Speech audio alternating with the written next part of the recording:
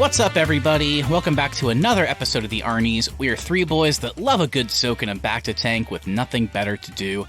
I'm Matt Johnson, and this show supports baths, so I'm on board. I'm Keith Baker, and I was hoping Sebulba would make an appearance. And I'm Austin Terry, and has de-aging technology only gotten worse? On today's show, we'll be talking about the Book of Boba Fett's full first season. But before we revisit the deserts of Tatooine, I gotta know, guys, what would your preferred form of employment be to make it in Mos Eisley?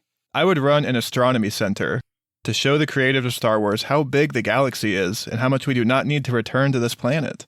Okay, well, then I have to go next because mine is kind of similar. Mine was I would be a travel agent so I could show the people of Tatooine that they should go literally to any other planet. Anywhere else. I've heard Arrakis is nice. Oh, there you go. There's no sights to see in Mos Eisley or Mos Espa? We've seen them all over the years, Keith. We've seen them all. You could go visit the Tusken Raider mass grave site that Anakin Skywalker left. That's a tourist trap. Beggars Canyon? We can go over there, too. Oh, we've been there plenty of times, Keith. Well, we need to go there again. Well, we did. Yes. But we need to go back. Oh, man. I think I would be a power converter mechanic. Those are in high demand. Well, I mean, Luke was saying him and his buddies are going to be hanging out there. I'm like, if everybody's hanging out there, that's got to be the place making the most money. Yeah, I want to know where Biggs, where did he hang out? Biggs must have been a mechanic of some sort. Or he's just one of those guys carrying, water jugs through the town, which I kept wondering what that was. I couldn't tell you. Could not tell you.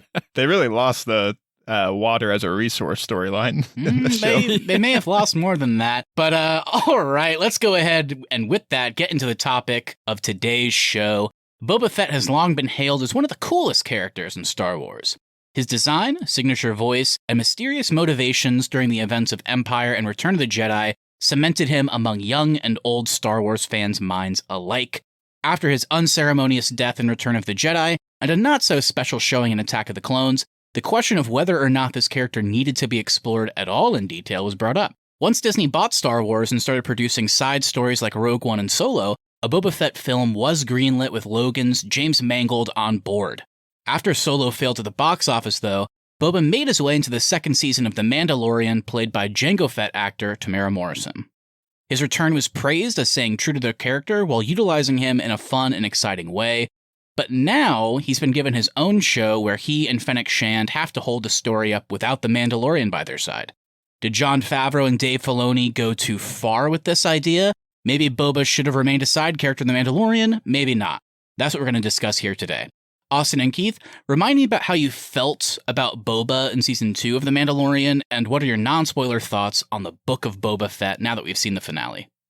So his introduction to Mando, I thought was badass. While I was a little bit confused by why he was wearing what he was wearing and why he was acting the way he was acting at some times, we did get some explanations in this season of Boba. And I did like the reintroduction of the Slave One ship, my favorite ship throughout Star Wars. So I thought that was really cool. Going into Boba, oh man, it was good to be back at Star Wars. I don't know about you guys, but for me, it was fun. I think starting off, I was a little hesitant of where the direction of the show was going to go. We'll get into it later, but it kind of started off a little bit slow for me, but I did like that we did get some explanations of and some things I was really wanting to get out of it. And then going throughout the show, we had some badass action that I really enjoyed. Got some more character development with Boba, I guess you could say, into his older years. But then going into the ending, I am a little lower than the rest of the season. There were some things that I thought they were going to conclude that they really didn't, and it kind of just didn't end off on a high note for me. So that's kind of where I'm at. I thought 80% of this show was terrible. I'm not going to lie. I've always questioned, when they announced the show, if Boba Fett had enough content there to support an entire show. I think he's great as a side character, and that's actually why I enjoyed him in Mando Season 2. I thought he was great in a support role, and they found really interesting ways to work him into the story. I don't think they had enough substance here in a full season of Boba Fett. And I think they realized that going into the show with some of the choices they chose to make and who they chose to involve in the story. I don't feel like I learned anything new, one, about Star Wars or about Boba Fett as a whole from the show. Everything interesting that I felt like happened in the show happened with other characters, and I'm excited to talk about those moments. But with Boba Fett specifically, I think he's so tied to the original movies that I kind of wanted him to be more involved in the broader remnants of the Empire story or the New Republic story. I think that could have been a really cool way to use his character. I know I'm like the anti-Tatooine guy, but I do think the setting really hurt this show. I think they could have taken us to more fun places in the galaxy than Tatooine. So overall, I think I'm pretty low on the show, but there were some fun moments with other characters that I did really enjoy.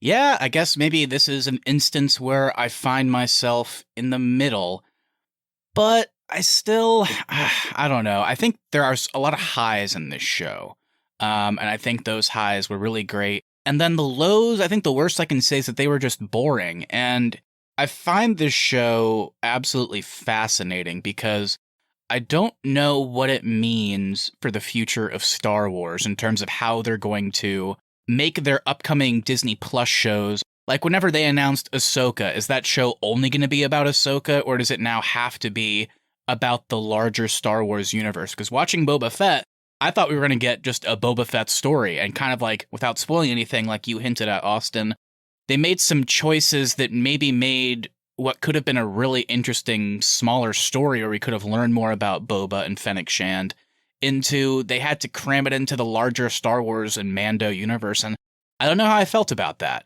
I think whenever they brought in some characters, they did some really good stuff with them, but it constantly in the back of my head, I was like, wow, I'm really loving what they're doing with X character. Oh, wow, that's really cool. That storyline with Y character. But it's called the Book of Boba Fett, and he's kind of the one that gets the least amount to do.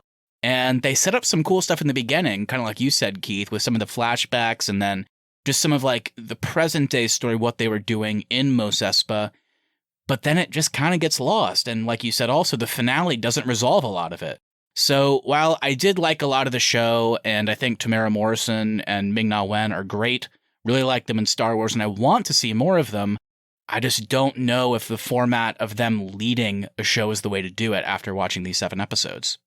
We're going to get into spoilers here in a second, but it's called The Book of Boba Fett, and Boba Fett is not in 2 episodes of his 7-episode show. And so they made some really interesting choices, I thought, with who they chose to involve. And kind of like you said, Matt, the characters that they brought in, that's who I was more interested in, unfortunately. I was curious to see if they could make me care about Boba Fett in this show. And ultimately, I really didn't, because I just am not bought into his storyline. I was kind of questioning everything he was doing in this season and the choices he was making. I think I came away feeling lower on Boba Fett than I did coming out of Mandalorian Season 2. And I definitely was not expecting that coming into the show. It's like the first half of this season, they really did a good job of bringing Boba in and explaining everything about him. And then after maybe episode 3 or 4, they're just like, okay, that's all you get for him. That's all they had enough of. Yeah. Story-wise, yeah. And then they just moved into other characters, and he's just kind of on the sidelines at that point.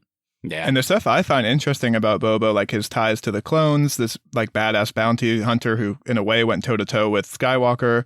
He's now just a warlord who's trying to replace Jabba the Hutt. And that's not the stuff about the Boba Fett character that I want to explore. I kind of want to explore the stuff from the original movies. Yeah, I think fair enough. That's a really good point. We'll definitely talk about that more. But I do think we're kind of teetering on spoiler mode right now. So let's go ahead and drop the official spoiler warning. It sounds like we got an interesting conversation on our hands. Keith was pretty high on the show. Austin was pretty low on the show. And I think I'm kind of in the middle. So you get 3 different takes here. So if you haven't finished the Book of Boba Fett on Disney+, go check out those 7 episodes and then come on back because we're about to get into all of our thoughts. I hope you're not a Fennec Shand fan because she's not in the show. Oh, God. That was a shame.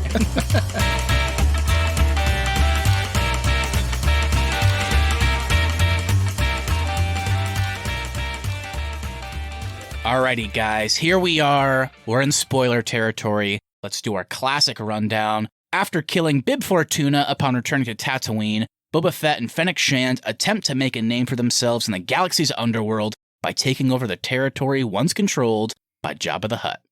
And just like The Mandalorian, the Book of Boba Fett is created by Jon Favreau. He also wrote every episode along with Dave Filoni for episode 6.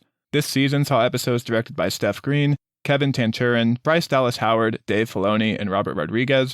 And our score is composed by Joseph Shirley, along with the main Boba Fett theme, composed by Ludwig Göransson.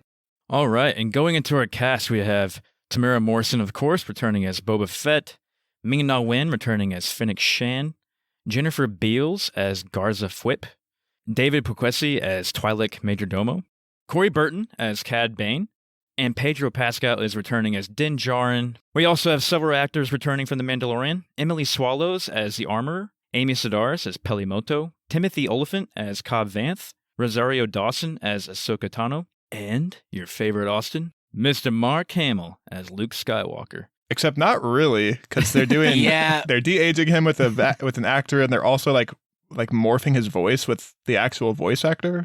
It's weird. I read some things that he didn't.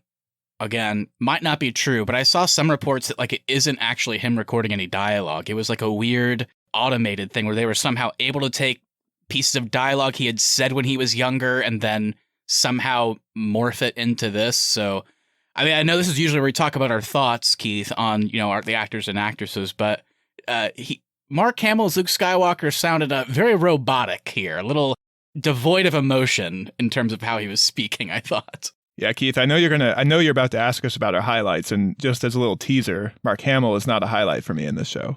Well, yeah, let's get into it. So there's the cast and crew. Any positives, any negatives? What you guys got?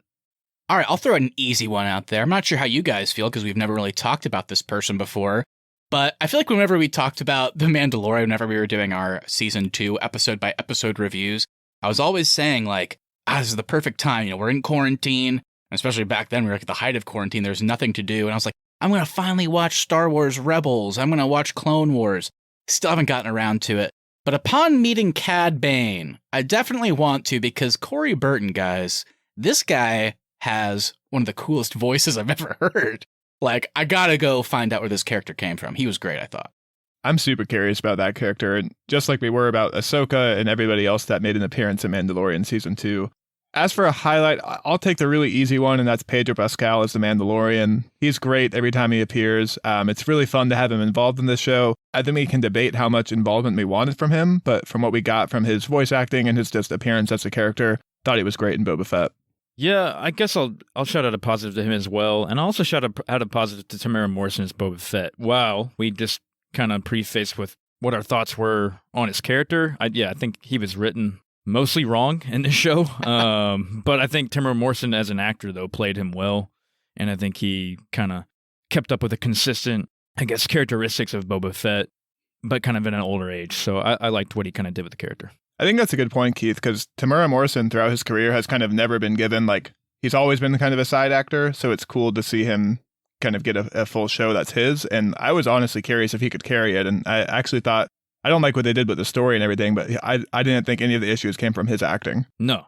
Definitely not. I think it's sad that, I mean, the big teaser for this show is the Mandalorian Season 2 post-credits scene, which showed Boba killing Bib Fortuna and then sitting in Jabba the Hutt's throne with Fennec Shand pouring a drink and sitting behind him. It was this badass moment, and the two people that we want more of, I would say, in this show is them.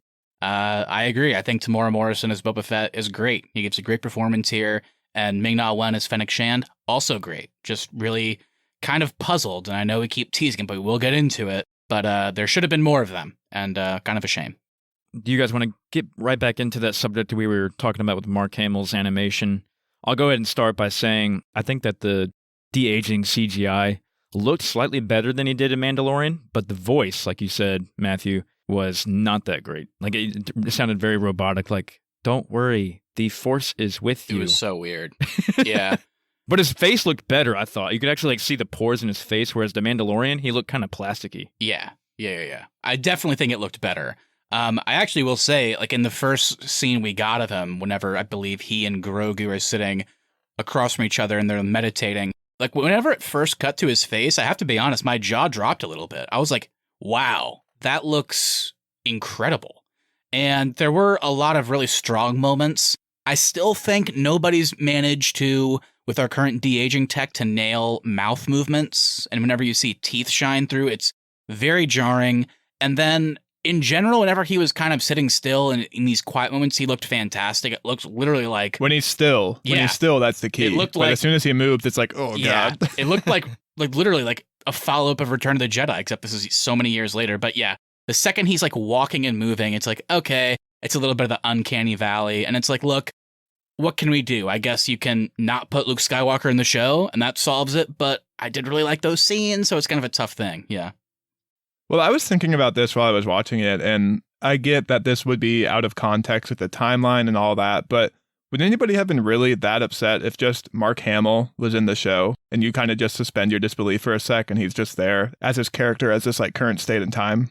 I mean, for the timeline, I think it works better with the CGI, but I see what you're saying, because they could do some good makeup and like make his beard like darker or something like that. I think my middle ground take would be, I think I'm with you, Keith, that just because of the timeline and like they keep hitting it, this is like right after Return of the Jedi. I mean, the show shows him out of the Sarlacc pit, so I understand with the timeline they needed the CG, but I really feel like, sure, maybe he sounds a little bit older, but Mark Hamill can pitch his voice up. He's a professional voice actor. I think they just should have had him record all the lines, and that would have been totally fine. Put a Mandalorian helmet on him. They didn't want to de-age his face.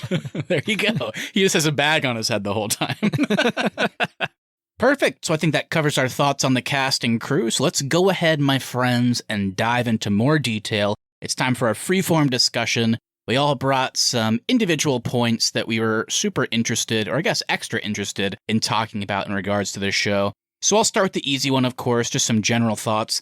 Any standout points about the season that you guys wanted to bring up that we haven't already mentioned now that we're opening things up to all the episodes, all of our thoughts, just anything random stand out to you? I thought the intro of the show was really great and then quickly went downhill for me. It was really fun to see him get out of the Sarlacc and have that question answered. So cool. But then when I realized we were actually going to spend a lot more time with him wandering the desert and like all the stuff he was up to before The Mandalorian season 2, I was not as interested in that. So what did you guys think about kind of like our introduction to the show? No, I agree. I think the Sarlacc pit stuff was probably the most interesting stuff about the introduction. And I did like him going to live with the Tusken Raiders, which kind of explained his whole like martial arts with the staff thing in The Mandalorian. But that did kind of go on a little bit too long for me. Way too long. I don't want to call it an editing problem, but I really think the first episode of the show could have been so strong. Can you imagine an episode like, it's like, oh my God, what's the Book of Boba Fett going to be? I've been waiting an entire year since Mandalorian season 2 where they tease this. And then it's just like a dark screen. They do all like the bullshit Lucasfilm intros, just completely black. It's like, what's happening? And then slowly you realize the episode is starting inside the Sarlacc pit. And then the scene of him getting out is the first scene of the show. And then maybe have it be chronological. Have like the first episode kind of throw you off guard, where he gets out of the Sarlacc pit and then he's taken in by the Tusken Raiders. And at first, of course, it's like really antagonistic. But then by the end of that first episode, he's totally on board with them and then witnesses their deaths. And he's like completely traumatized by it. And then maybe the very end of that episode can be him coming out of the Bacta tank. And you realize, oh, it's a flashback. And now we're finally back in Jabba's palace whenever they tease that at the end of Mandalorian. Because that would have been much stronger to me. Because the idea of like the first 3 episodes of the show, like almost half the show, just continuously being interrupted by him needing to get into the Bacta tank. And that's the only time he experienced like these weird flashbacks and dream sequences. It just felt like they could have edited it and made it a bit tighter, and they could have consolidated the entire Tusken Raider story into the first episode. I think we would have cared more because it would have been cleaner, a bit more straightforward, and by the end we probably would have been more attached. And then at the same time, he wakes up and like, oh, okay, now we're back into like the present day Book of Boba Fett story. The fact that they had to keep cutting back to it got really old really fast. And did the present day stuff just feel like really inconsequential to you guys about who gets control of Tatooine or Mos Eisley? I feel like that could have been so cool, but because they kept doing the flashbacks, it's like they made it feel inconsequential. The idea of like a Sopranos type story with Boba Fett leading the crime families of Tatooine with Fennec Shand by his side is awesome. The idea of them not trusting him at all, being scared of him because they know his reputation, and then slowly maybe he kind of builds a rapport with them, and then who knows what that leads to. I mean, that sounds really cool. I think that could have been great. It's just that the flashbacks and the Mandalorian teases had to take it over. I mean, because now that I'm talking about it, the flashbacks went past episode 3, remember? Wasn't it like episode 4 that was almost completely the flashback of how he and Fennec Shand met? I understand we didn't see them meet. It was implied because they just show up in Mando season 2 and they're like buddies. But I mean, we're not idiots. I mean, we get it. It's like they linked up at some point and that was good enough for me. And if you want to do like a quick flashback, cool. But an entire another flashback episode where it just shows their relationship, it's like, yeah, I like these actors. I like that they're having scenes. But again, we should have spent more time in the present day because the whole idea of him being the new person in charge was kind of the premise, and they really dropped the ball with that. I'm realizing something drastic as we're recording. I don't think I saw episode 4 of the show. Did you look up like the premise of it while I was talking? I was on IMDb while you were talking, Matt, and Oh no. I didn't see any of that. Wow. Oh, Okay. Shit. I don't want to, and I'm realizing I'm now going to have to go back after this recording and watch another episode of the Book of Boba Fett. I mean, it's probably honestly it's some of the best dialogue and character stuff in the show, but it's edited into such a weird place. Like over halfway through the show, that's where they put that in. That could have been at the beginning of the show to set it up, but instead it's like just ruining the pacing of the modern day story. So did they do a good job in this show of justifying why Boba Fett so desperately wants to keep control of Mos Espa? Because at his core, he is a bounty hunter, but he's very set on kind of bringing peace to Tatooine. I mean, he does explain like why he wants to retire. Honestly, that was the reason for the flashbacks. As many of them as there were, they were trying to set up, oh, he's changed because he's met these people, and now he wants to do better to Mos Espa than Jabba did. So it's pretty weak. I think I would disagree with Austin a little bit that I had no interest in seeing him like, well, I shouldn't say no interest. I mean, if they made like a Boba Fett show where he's a little bit younger doing the bounty hunting stuff, that'd be awesome. I can't say that wouldn't be awesome. That'd be really damn cool. Yeah, and I don't want like a whole show of him bounty hunting, but he has so many ties to the clones and to the original trilogy. Like I honestly know we don't need everything to be connected to the broader Star Wars universe, but I did kind of want this to connect back to the earlier stuff, and I want to see his ties to the remnants of the Empire and how he feels about being the son of a clone, and like that's the stuff I was wanting, and I didn't get any of it from the show. Yeah. I agree with that. That I would have been interested to learn more about his feelings on that, because he mentioned it in passing in Mando, where he gets the armor back. It's just like, Jango Fett was my father, and I'm a clone, but I'm my own like that kind of thing. So it would have been nice to get a little bit more. And he's clearly had like a long career as a bounty hunter. He's been all over the place, it seems like, and so it could have been really fun to like kind of go galaxy hopping in this show and maybe go to places we've seen in the older movies. Camino. I thought for sure we'd go to Camino in this show. They did flashbacks to it. They kept Yeah. showing his dreams of like watching his dad fly away in the ship. Like, I don't know, maybe like for his emotional arc after teasing it in Mando season 2. I'm not saying the show is worse that we didn't get it, but I really thought we would go to Camino or something, but we were on Tatooine the whole time. And did him kind of trying to vie for control of Mos Espa just feel like goofy to you guys? Like he gets this colorful moped gang to help him out, and nobody trusts him, and they're vying for water, but then that goes away, and everyone's coming to pay tribute, and it's Boba Fett sitting on the throne that they're paying tribute to. Like it just felt so clunky and weird to me. Yeah, I guess it was more of like a convenience for him now. Like we said, like he's just like kind of old. He just got like a really good beating from the Starlight Pit and Luke and all those guys. His last job was delivering Han to Jabba's palace. I guess he was just kind of like, I'm done. Let's see what I can do here and not have to go too far to do it. I just think it would have been really interesting to see Boba Fett have to vie for control of Tatooine and Mos Espa, and watching him over the course of 7 or so episodes actually achieve that. And what that means to him could have been, I think, a really good premise for a show, because again, while I think we're kind of all a little bit on different sides of like how much they needed to do the Tusken Raider stuff and like doing that, so it's like he goes from a bounty hunter to a better guy. But I did actually find, I think Tamara Morrison played like those moments well, where he is trying to take over this town, which in itself kind of sounds like a bad thing.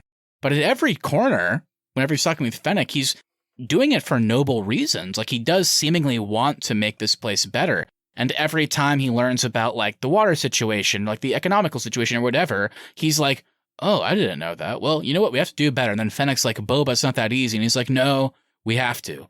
And again, is it completely earned? No. But the idea of a guy that's kind of reformed and wants to do better while also kind of at its core, like taking over this town is kind of weird and kind of skeevy. But I think that could have been great. So I really, really would have liked to have seen way more from the whole like controlling Mos Espa plot of things, especially in the finale when everybody turns against him. All the crime families, it's like, oh, okay, I guess that's the end of that storyline. It just didn't work. So yeah, I wish they would have spent more time on that. He loses their allegiance very quickly. And a lot of the characters reference how Jabba wasn't like a nice daimyo, but he was respected and feared. And I was kind of waiting for them to reveal how Boba Fett gets the respect of the people he's trying to vie for control of. And they all betray him at the end. And I guess they're impressed that he can ride a Rancor, and maybe now they'll be nicer to him.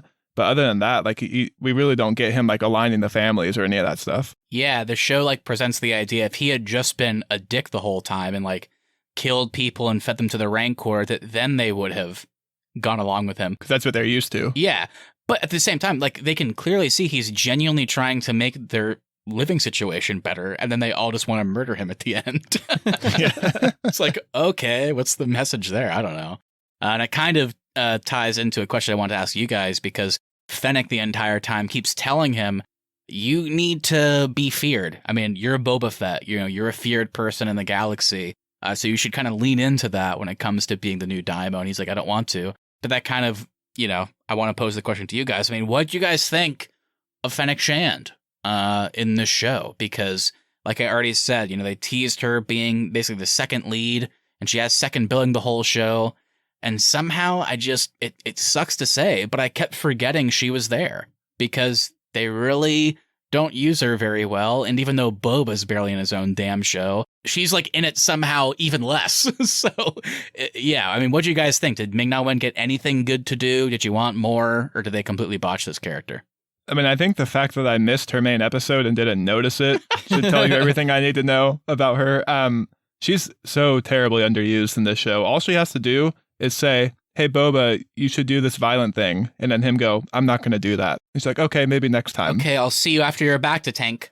All right, go take a bath. I'll wake you up tomorrow. That's my only role. Do you need a hot robe after you get out of your tank?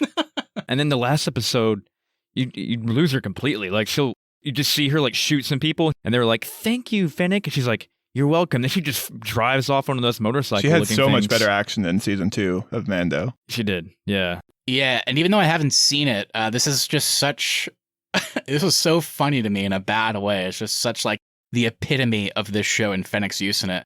Because I haven't watched The Bad Batch yet on Disney Plus as well. But apparently, in that show, Fennec Shand, and it takes place before Book of Boba Fett, Fennec Shand and Cad Bane have, like, a legendary, apparently, like, battle that people were so stoked about.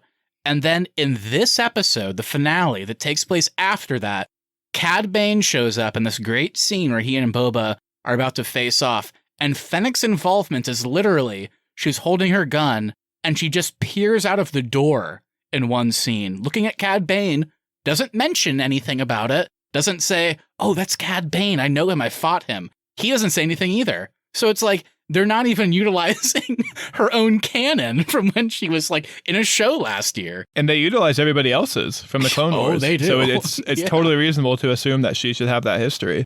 I want to go back really quick to one thing you said, Matt. You mentioned that Fennec is advising Boba to kind of lean into his reputation and maybe kind of the sinister things that kind of preside him. I actually kind of feel like he should have done that. I don't think of Boba Fett as this, like, benevolent, good guy. I know they're trying to show that he is softened, but I don't really want Boba Fett to be like a hero. I like him more as kind of a loose villain that's interesting to learn more about.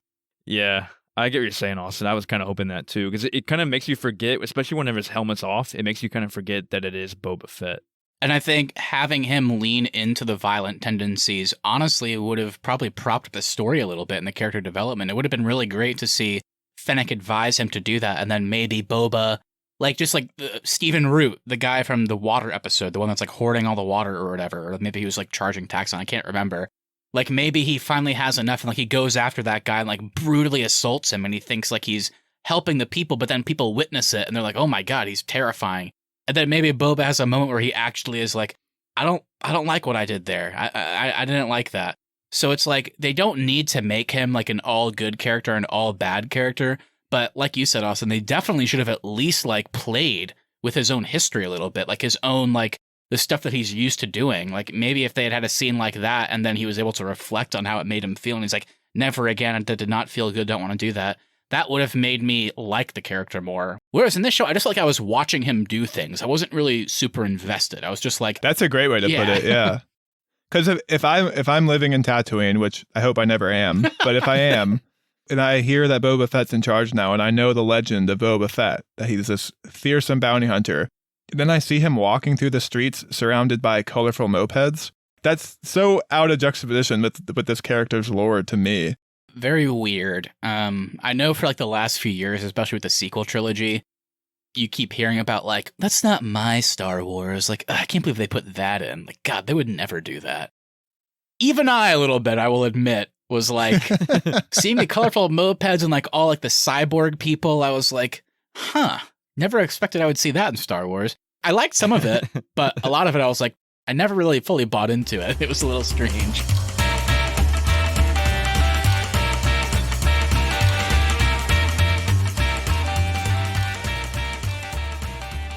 Kind of another big part of the story that we haven't really talked about yet, which I think is kind of a sign of how it's used in the show, but definitely worth talking about, is the Pikes, who is, I guess I don't know what I would call them. I mean, or like what they do. Like they're this alien race I don't know if we've seen in Star Wars before. I'm not familiar with them.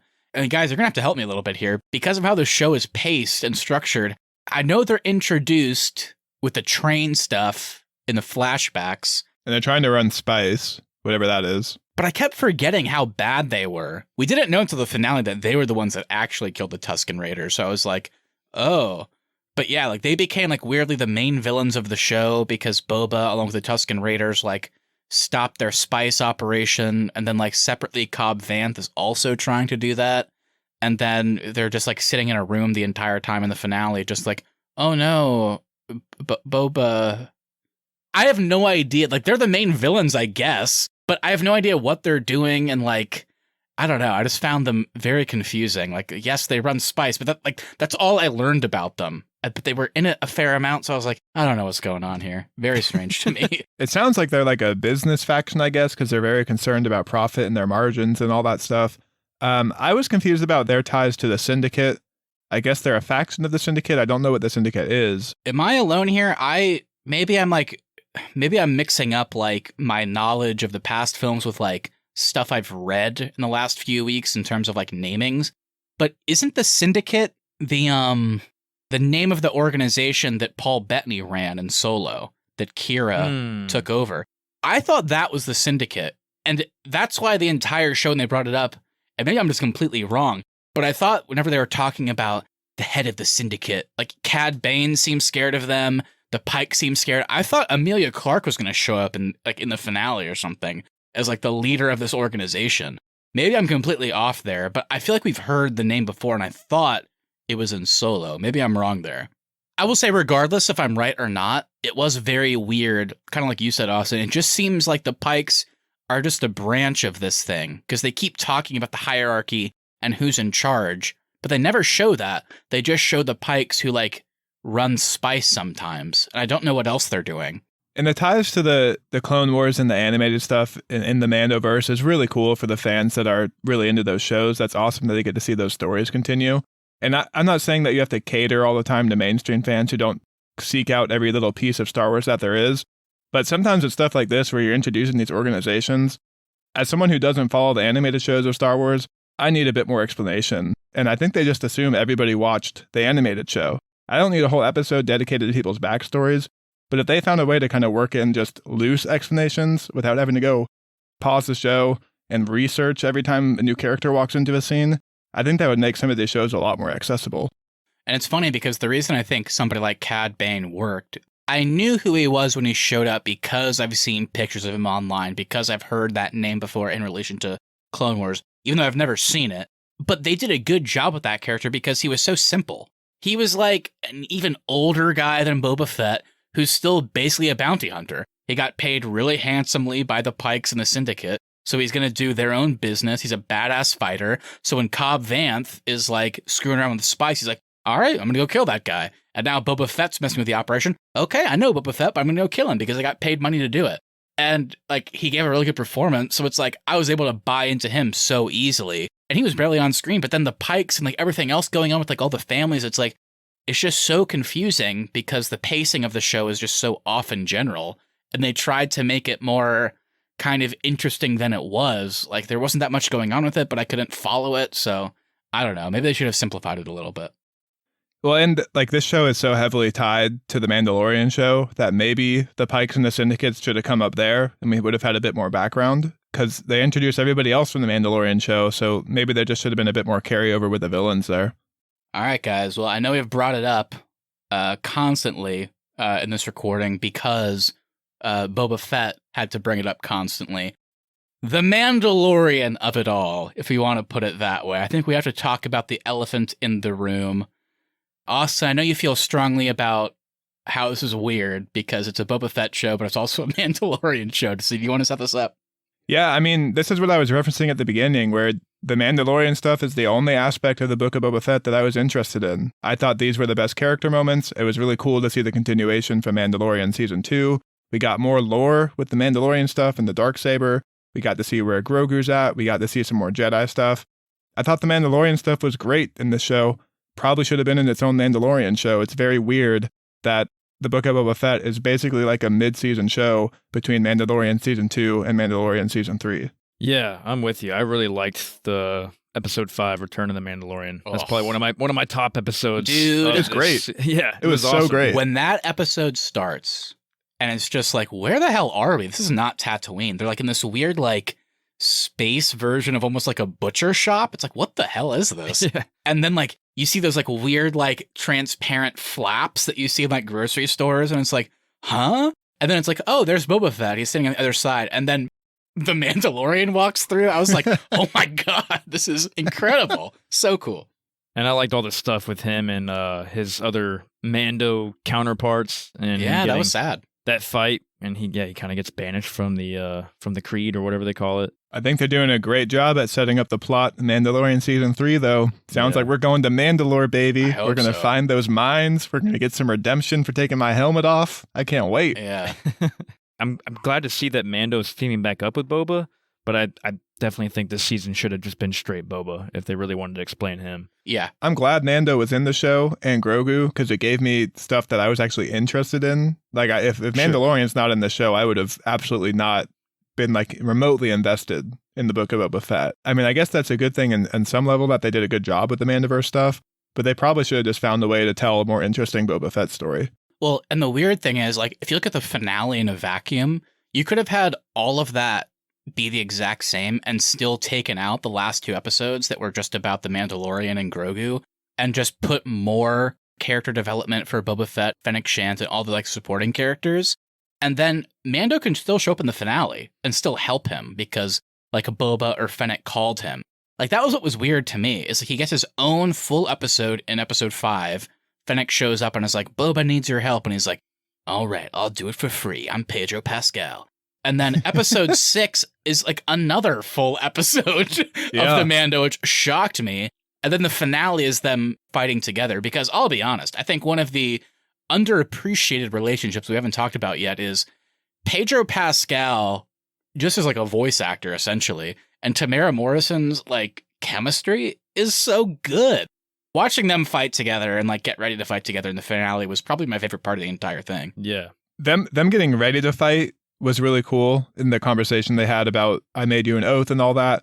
Their actual fight I thought was really lame though. Really? That was actually all one they do thing is I did like. Take cover behind a speeder for the most part. Like half the fight is just them taking cover and like pointing the little blasters over the edge, like hoping they hit something. I was not impressed with that at all. I like the first half of that fight when they send the tailhead guy out the there. The jetpacks is cool. Yeah, and they're up in the air with the jetpacks, and tailhead is kind of their distraction, I guess you could say. Yeah. And then right after they come back down with the jetpacks and they're back to back and shooting, I thought that looked really cool. And the Boba Fett knee rockets, guys, those will never get old, in my opinion. You know, this Mando has his own knee rockets now.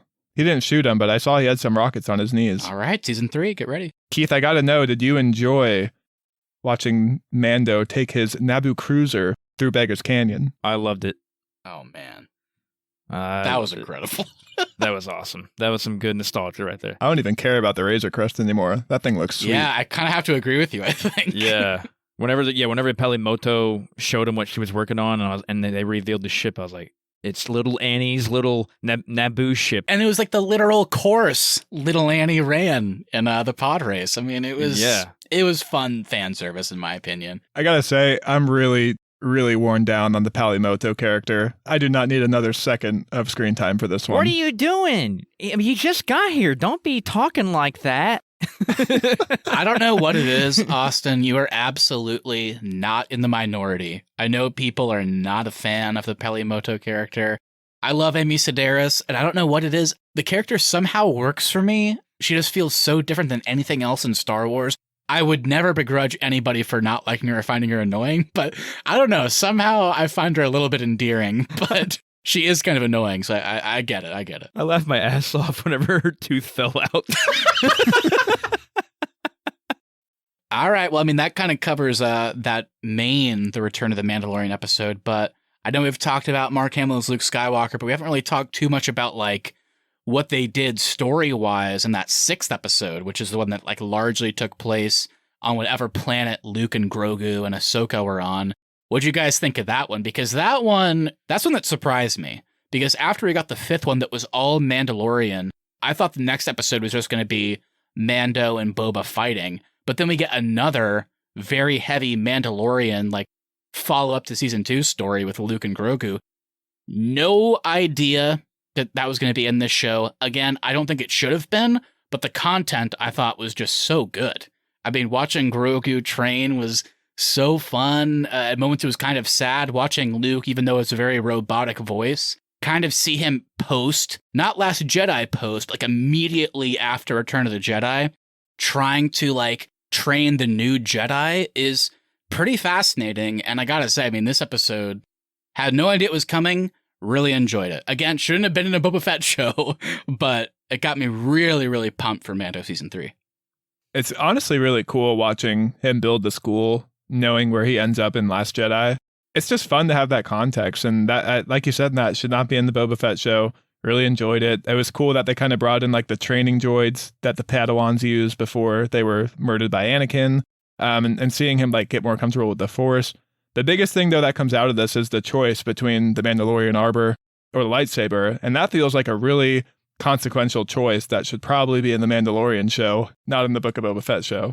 To me, that really felt like a great moment, because that was the end of the episode, and it was like, okay, we're going to revisit this at the beginning of Mandalorian Season 3. I was absolutely shocked that in the next episode, the finale, Grogu shows up, and he's already made the choice.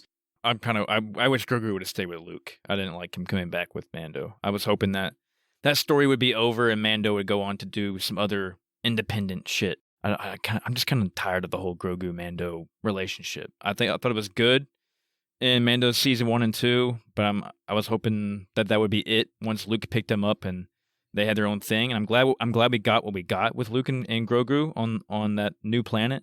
But I think they should have made Grogu not even had that choice to begin with.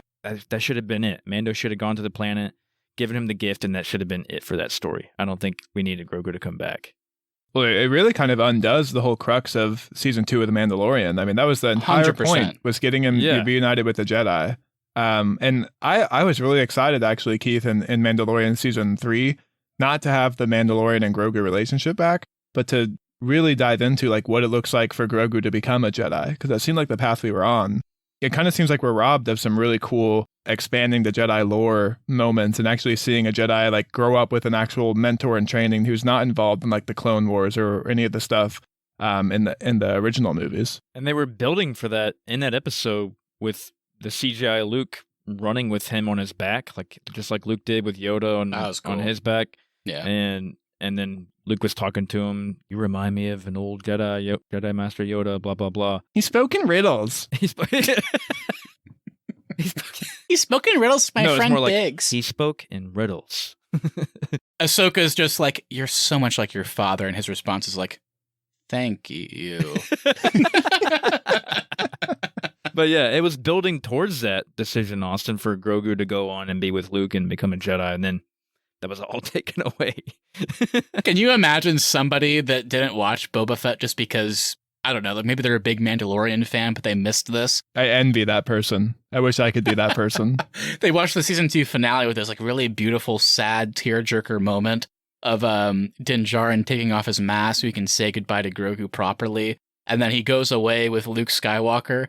And then cut 2 years later and they're watching Season 3. And it's just the episode opens and Mando's flying his ship and then Grogu's in the back like, what? That person's going to be like, what the fuck? Like, what happened? You know, it is weird, though, because, I mean, like, kind of like you said, Austin, it was so cool to see. First of all, R2-D2, best boy. Always love seeing him. And watching them like use the same architecture that we saw in Last Jedi for like the actual buildings was really cool. Spider droids were a bit much. Yeah, the other droids were, I was like, well, I've never seen that before. But I have thought about it, and while I think Grogu choosing to go back to Mando this quickly is going to be really weird for the start of season 3, I do think thinking about Luke Skywalker's journey, it does make it a little bit more interesting, because you might be able to make like the meta argument that like Luke Skywalker just, went through what he did in Return of the Jedi. Darth Vader's his father, watches him die, and he kind of redeems himself at the last minute, but also doesn't.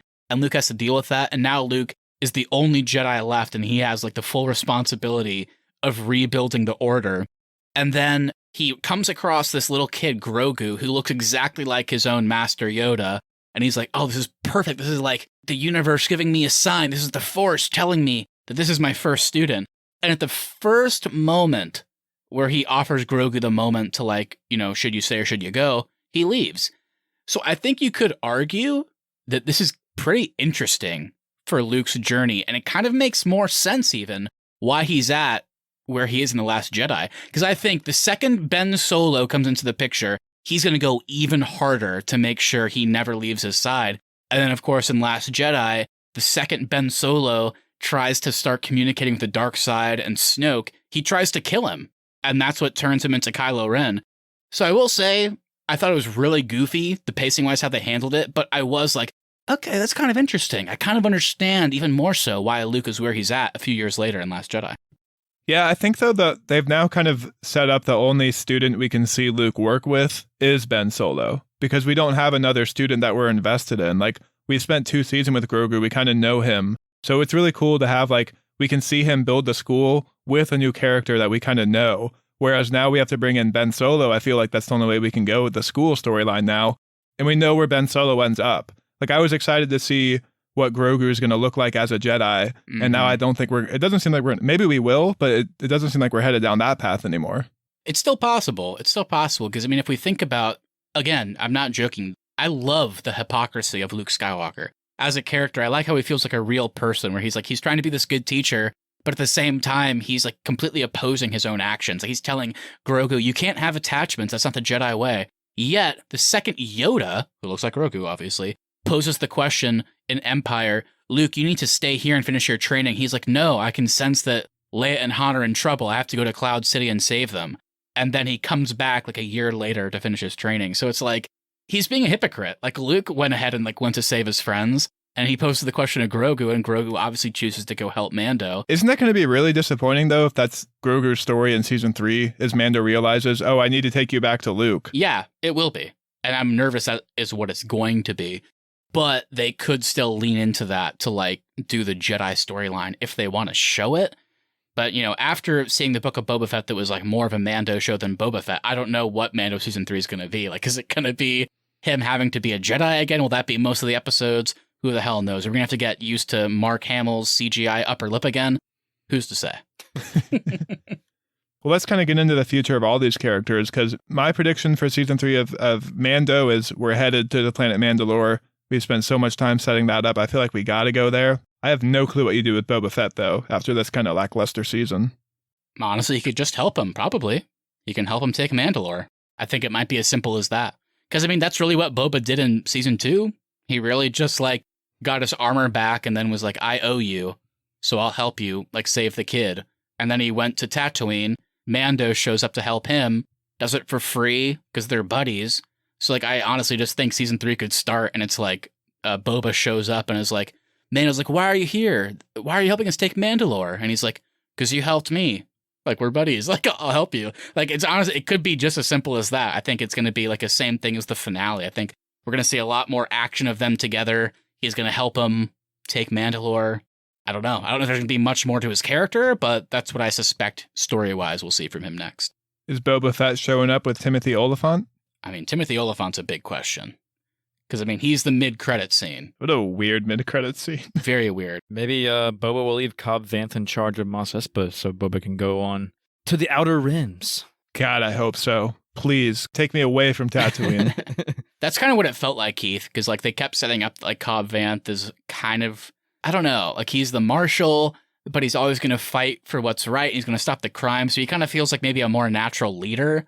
And with him like getting shot and then also in the back to tank, I think that's what they're setting up. But that kind of begs the question, because if he puts Cobb Vanth in charge, I know we're talking about Mando season 3 because of how much Mando is in this show.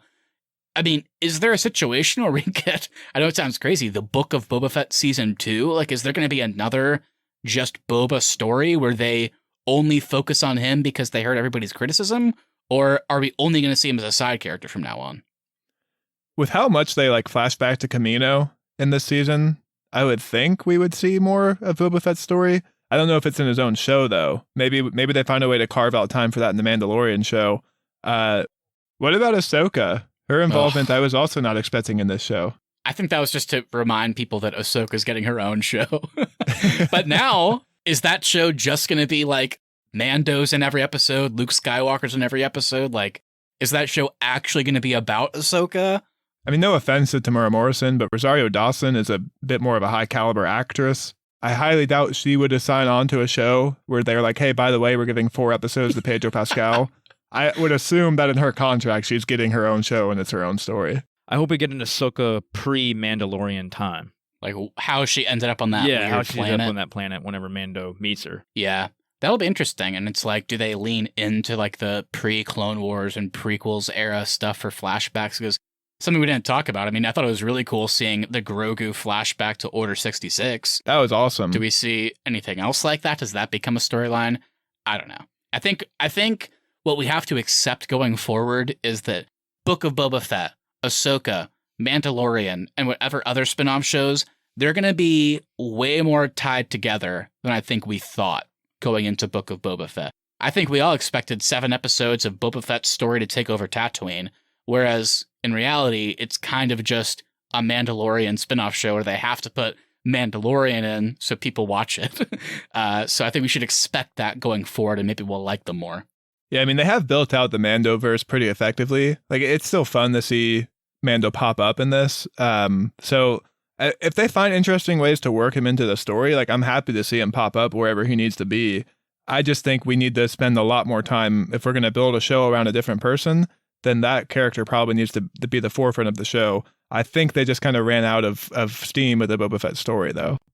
All right, guys, before we close out, it is time, yet again, to give out some awards. The Oscars are coming up soon. They just announced nominations, and I know I've said it a lot, but it really is true. The Oscars don't matter. The Razzies don't matter. The Golden Globes don't matter. The only award that anybody out there should want to achieve is the Arnie Podcast Award. So please, my friends, who's being awarded today? All right, I got an award. This is the Godzilla/King Kong Award. And this goes to the Rancor, because it definitely felt like Godzilla when he was just trouncing through town in Mos Espa. And then he climbs a tower. I'm like, oh my God, they're not going to do that, are they? Is he going to get on top of that tower and start like pounding his chest like King Kong? I really thought it was coming. I was about to turn the TV off if they did that. So I can't finish it. And then Kyle Chandler just comes out of nowhere and puts it down. No. My award ties into yours a little bit, Keith. And I think once I say the name, you'll know exactly who I'm talking about. I had no inkling this could happen in the world of Star Wars. But my award today is, of course, for the most unexpected cameo. And that's for Danny Trejo as the Rancor trainer. Yes. I was like, is he going to come back in the finale with the Rancor stuff? He didn't. He just showed up briefly to like smile and nod at Boba whenever he petted the Rancor a couple times. And I got to say, incredible. I'm going to give the "Is this an insult?" award. And it's to the term tailhead. Someone calls Twi'lek a tailhead and he looks offended. But then later on, Palimoto says, "Hey, nice tails." And he looks very pleased that she commented on his tails. So I just got to know, is tailhead an insult in the world of Star Wars? It just depends on the phrasing, I guess. I mean, Palimoto had sex with a Jawa, apparently, she said. So she's just a very open person to anything. So I think the Twi'lek was able to see through her, and he was able to see her true nature. I'm actually going to change my award to the fan art I never want to see. And that's Palimoto and a Jawa going at it. No!